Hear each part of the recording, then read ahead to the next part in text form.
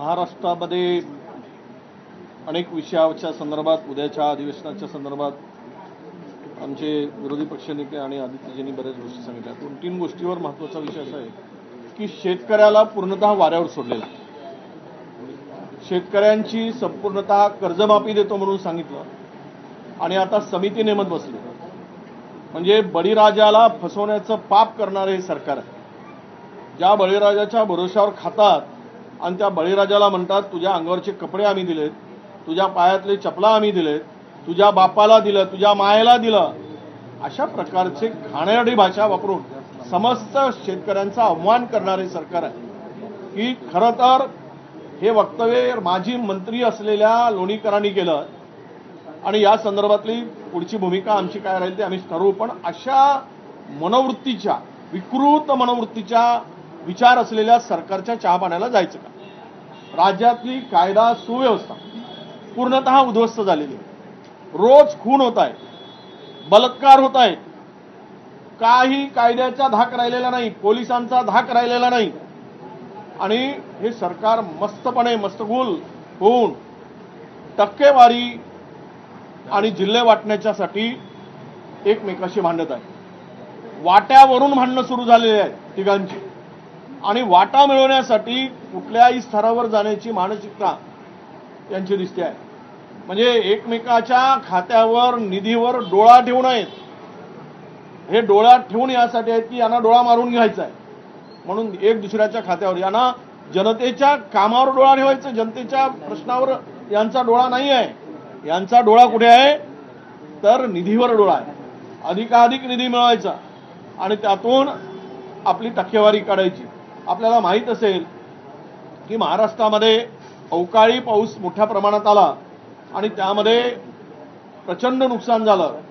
2 वर्षापासून 1 रुपयाही शेतकऱ्याला मिळालेला नाही। या सगळ्या नैसर्गिक आपत्तीमध्ये झालेल्या नुकसानीचे पैसेच मिळत नाही आणि मग अशा सरकारच्या चहापाण्याला काय जायचं आम्ही? ज्यांना महिलांचं संरक्षण करता येत नाही, ज्यांना कायदा सुव्यवस्था नीटपणे हाताळता येत नाही, ज्या भ्रष्टाचारामुळे प्रचंड अखंड बुडालेलं हे सरकार आहे। तुम्हाला माहित असेल की सुप्रीम कोर्टाच्या निर्णयानंतर 3,000 कोटी रुपयेचा भ्रष्टाचार त्या ठिकाणी झालेला दिसून आला। म्हणजे 3,000 कोटी रुपये त्याच्यावर ब्र काढायलाही तयार नाही। इथे कुठलंही काम पैसे दिल्याशिवाय होत नाही।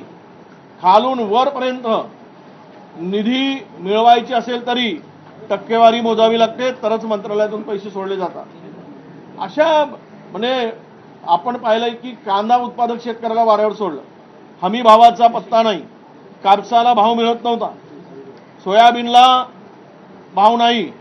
या मधातल्या पावसानं दडी मारल्यामुळे कापसावर वाणी नावाची किडी आली आणि ते प्रचंड उगवलेलं कोंब फस्त करून गेली। कुठलेही पंचनामे नाही किंवा मदतीचा त्यामध्ये कुठेही प्रावधान नाही।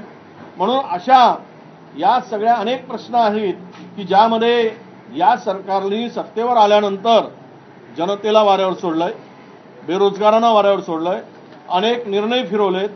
खाजगी कंत्राटी पद्धतीनं ज्या कंपन्यांना काम दिलं होतं त्याला स्थगिती दिली, परत ते काम पुन्हा सुरू केलं आणि सगळ्या बेरोजगारांची फसगत चालली।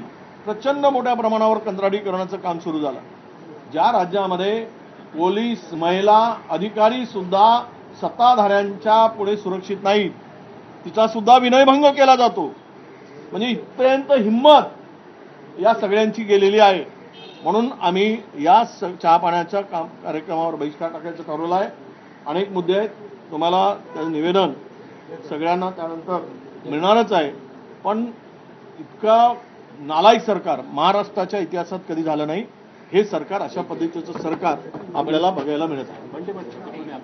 प्रश्न